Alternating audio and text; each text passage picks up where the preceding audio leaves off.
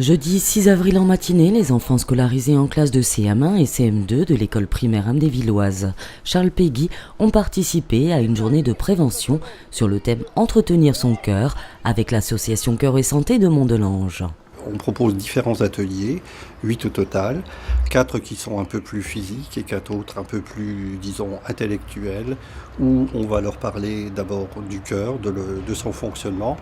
Un second où on va les initier au numéro d'alerte et savoir comment réagir s'ils sont en présence d'une personne en détresse et donc savoir quel numéro il faut appeler, ce qu'il convient de faire.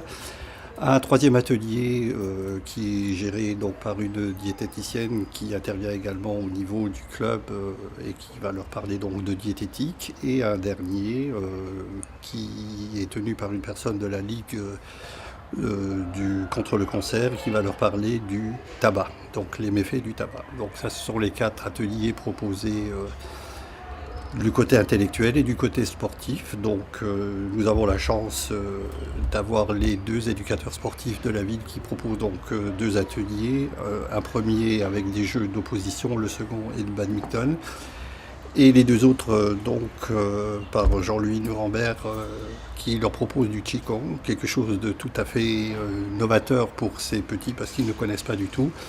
Et un dernier atelier, tenu également par une bénévole du club, un atelier de Zumba. Les différentes interventions se veulent être le plus ludiques et interactives possible afin de capter l'attention des enfants et ainsi de mieux les sensibiliser.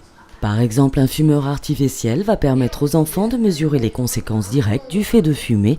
Un petit film leur permet de mieux comprendre le fonctionnement du cœur et le chemin parcouru par le sang.